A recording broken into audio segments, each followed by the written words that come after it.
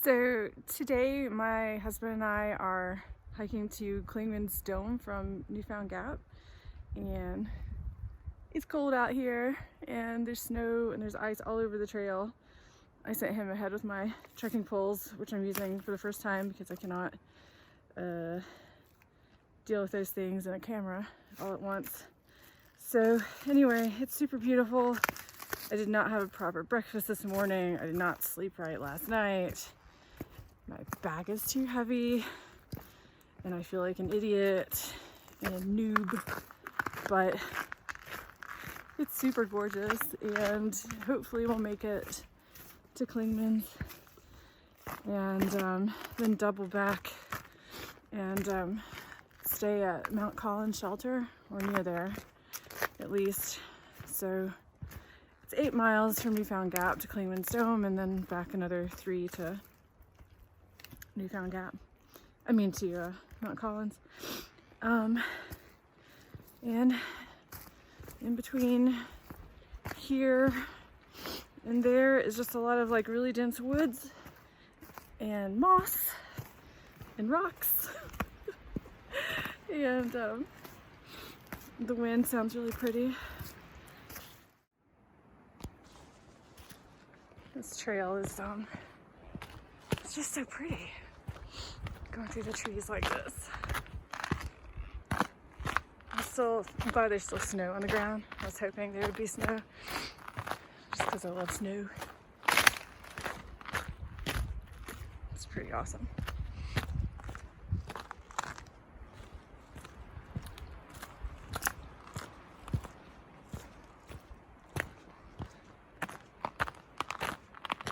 Sweet.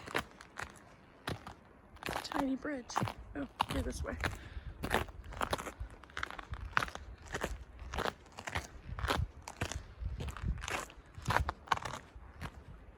Freaking gorgeous.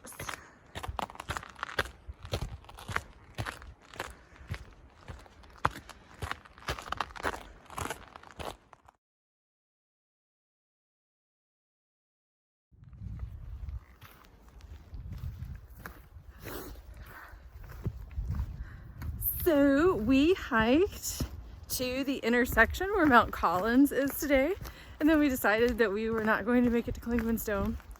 Or we would make it there, but then we would have to camp there. And I don't know if you can camp there. You certainly can't build a fire there. And our fuel wasn't working. So it was too early to stop at Mount Collins. The only wise thing we could do is turn around and head back to our car, which is probably really smart because we both busted our asses more than once.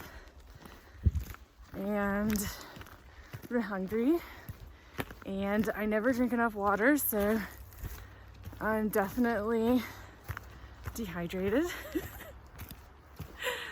And so we're gonna go find a hotel.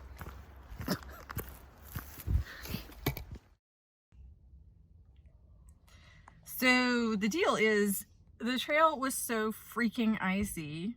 We had to turn back. It wasn't gonna be smart to try to stay out there. And you know, the woods are so thick and everything is so steep. There's nowhere you can pitch a tent other than really in the designated spots. So you couldn't be like caught out there with nowhere to pitch a tent and a stove that doesn't work. So here we are at the casino in Cherokee, and John is going to see how much the hotel rooms cost.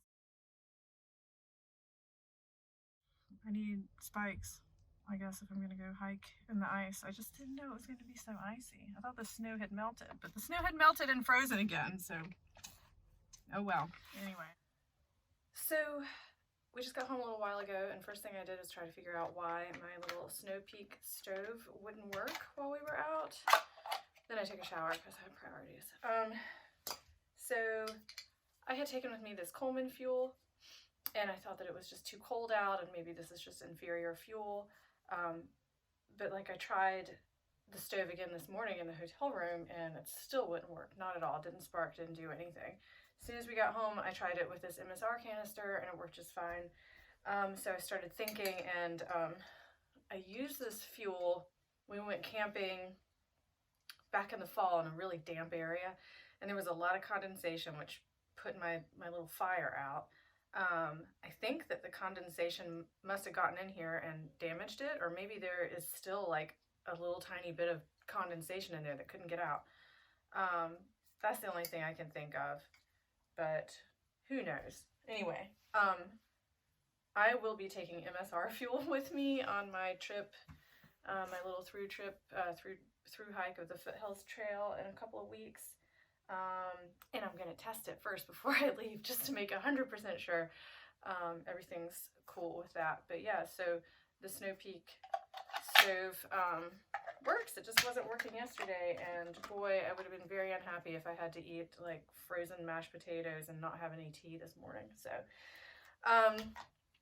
another thing I decided is this bear canister, there's no reason whatsoever for me to carry this on the Foothills Trail. There's like bear cables there at a lot of the camp areas, and I just need to learn how to hang a bear bag anyway. So I got on the internet this morning and I was shopping for bags. I'm gonna get a dry bag, and I'm gonna get some nylon cord, and I'm gonna go to the park near here and try to throw a bag over a branch, because this thing weighs like 2 or 3 pounds, and it's most of my stuff isn't very light anyway. I have kind of a heavy backpack. My tent is like 5 pounds, and I'm going to be dying carrying all this stuff. Another thing, I just got this Spot Gen 3 off of eBay this past week.